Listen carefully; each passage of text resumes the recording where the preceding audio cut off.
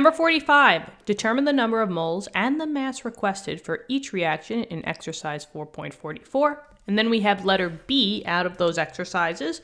So in this case, we need to find the number of moles and the mass of oxygen formed by the decomposition of 1.252 grams of silver 1 oxide.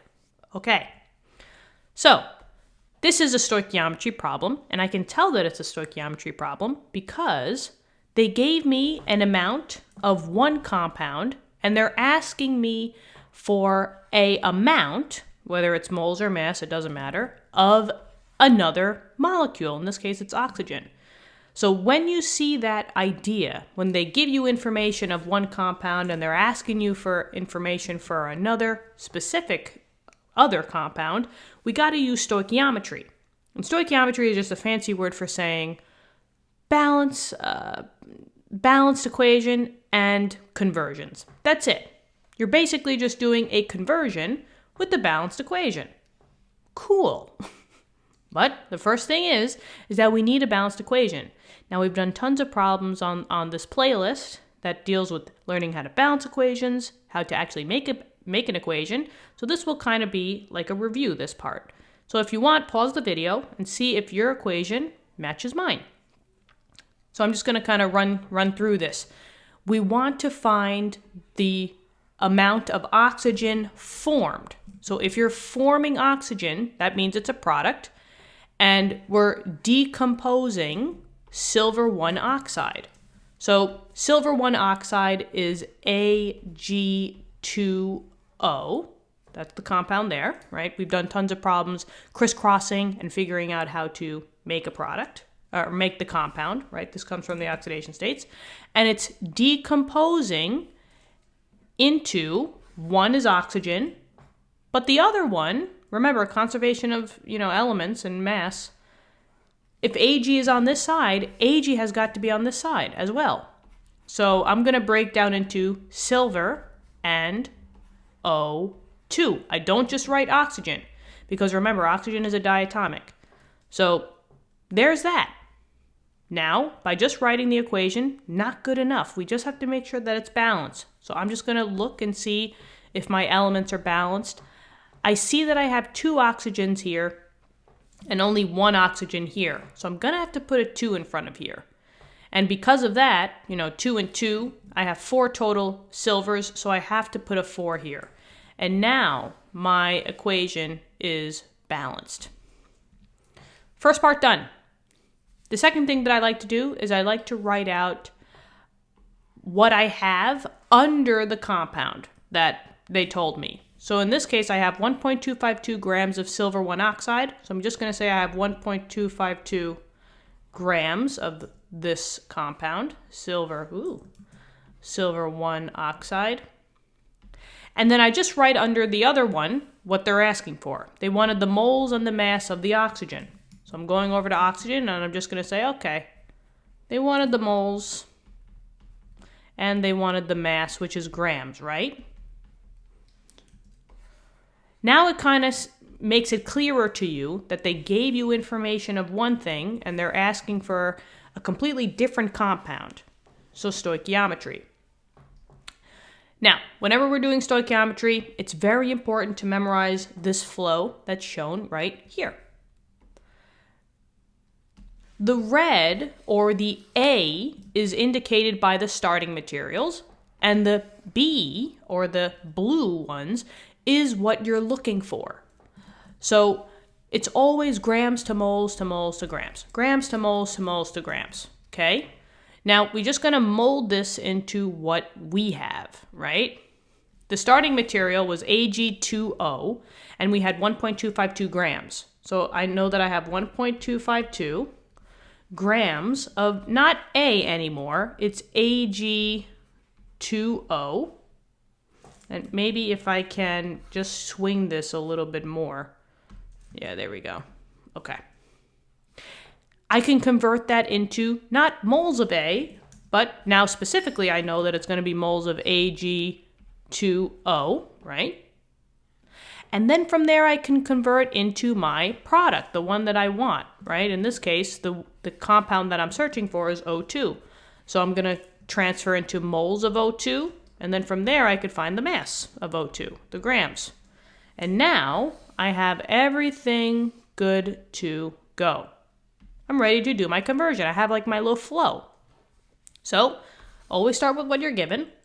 So I have 1.252, and now I'm going to keep with the color coding. So I have grams of Ag2O, and this is just one big conversion, and we've seen conversions before, right? We multiply by some ratio, work with the units first, and then come back and add your numbers.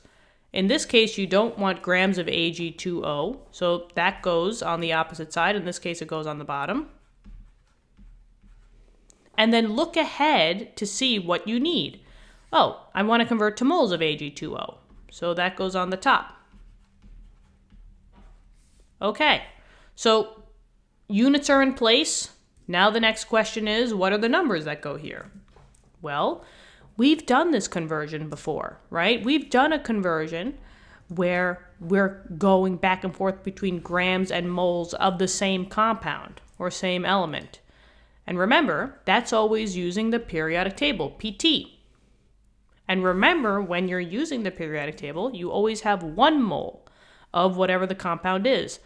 The mass goes with the gram component. So we got to get our periodic tables out. We got to find out what that mass is of Ag2O. I have 2 silvers, so 107.9 times 2, and then add that to 1 oxygen, which is 16. So I get 231.8. Perfect. Now, everything is accounted for here. I'm ready to cancel out my units. This cancels out with this because they're the same on opposite sides. It does not cancel out the number. The number still stands. So the only unit left is mole of Ag2O, and that's where I'm at. I'm right here now. So now I'm going to go to the next component. However, don't try to find out the answer just yet, right? Since we didn't get to what we wanted, we're just going to keep running with it, all right? This will help save you time on your tests or quizzes. So I'm just going to do the same thing as I did before. I'm going to multiply by a ratio.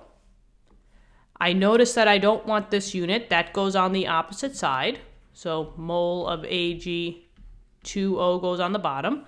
Look over to see what's coming up next. So I want mole of O2. And you see how I change colors here? I'm finally converting from the Ag2O to just the O2.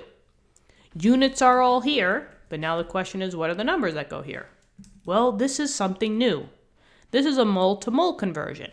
And mole-to-mole conversions, especially with different compounds or different molecules, we're now going to the balanced equation. This is where we can make the relationships between different compounds. And when we make those relationships, they are just the coefficient values in front of the compound or the molecules. Only pay attention to the ones that you actually need. There's going to be more compounds or elements in your balanced equation. Only look at the ones that are specific to what you need. So I'm looking at O2 and I'm looking at Ag2O. For Ag2O, I see that there's a 2 in front of here. So that means that I have, for every 2 moles of Ag2O, how many moles of O2? Well, I look over here, but I don't see a number in front of here. That means that there's a secret 1. So I have 1 mole of O2. So for every 2 moles of Ag2O, I will produce out 1 mole of O2 as what it says in the balanced equation. Everything is accounted for here, so let's cancel units, not numbers. And now I'm only left with mole of O2. And that was one of the answers, right? We wanted to find out what mole of O2 was. So at this point of the game, I'm going to equal and figure out the answer. Now you can multiply all the numerators and then multiply all the denominators and then divide. I like to do everything in one shot. With these types of conversions, when you don't have any scientific notation, all I think is denominator, divide, DD. Any numbers in the denominator, I'm just going to press that divide button in the calculator. So I got 1.252 divided by 231.8 divided by 2. Now remember, when you are converting, all your conversion factors have no weight on significant figures. Whatever significant figures you have in the beginning is the amount that you should have in the end. So I had 4 sig figs in the beginning, so I'm going to have 4 sig figs in the end. So I'm just going to put this one into scientific notation. 2.701, that's my 4 sig figs, times 10 to the 1, 2, 3, so -3. And that's mole of O2. And that's one answer. Okay, and we're here. So now we have to find out the grams, right? They wanted the moles and the mass. So I just have to go from moles of O2 to grams of 2. That's another conversion. So let's just do that. 2.701 times 10 to the -3, and that's mole of O2. Still conversion, so multiply by that ratio. Put the unit that you don't want on the opposite side. So mole of O2 on the bottom, and gram of O2 on the top. A mole and a gram conversion, right, is the molar mass, right? It's the same thing as we did earlier, but just opposite. So in this case, we use the periodic table. And remember, if you're using the periodic table, you always have 1 mole of that substance. So that number is always going to be 1 if you're using the periodic table. This is going to be the mass. I have 2 oxygens, so 16 times 2 is 32. I'll just put 32.0. And now everything is accounted for, so I can cancel out my units. And it looks like it's just a straight multiplication. So 2.701 times 10 to the -3 times 32. Keeping with 4 sig figs, I have 0.08643. And that's grams of O2.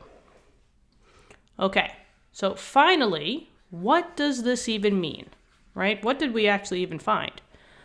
This means that if I am trying to decompose 1.252 grams of silver oxide, so if I decompose all of this amount, that means that I will form 0.08643 grams of O2. So it's basically telling you if I had this amount, I'm going to get this amount out in the end. And these are equivalent to each other, just 2 different units. All right? So hopefully that makes sense. Let me know in the comments if this video has helped you. I really hope that I'm giving you guys great help out there. So good luck on your quizzes and your tests coming up. And just remember this little flow diagram, okay? You guys got this. I will see you all in the next lesson. Have an awesome day. Bye-bye.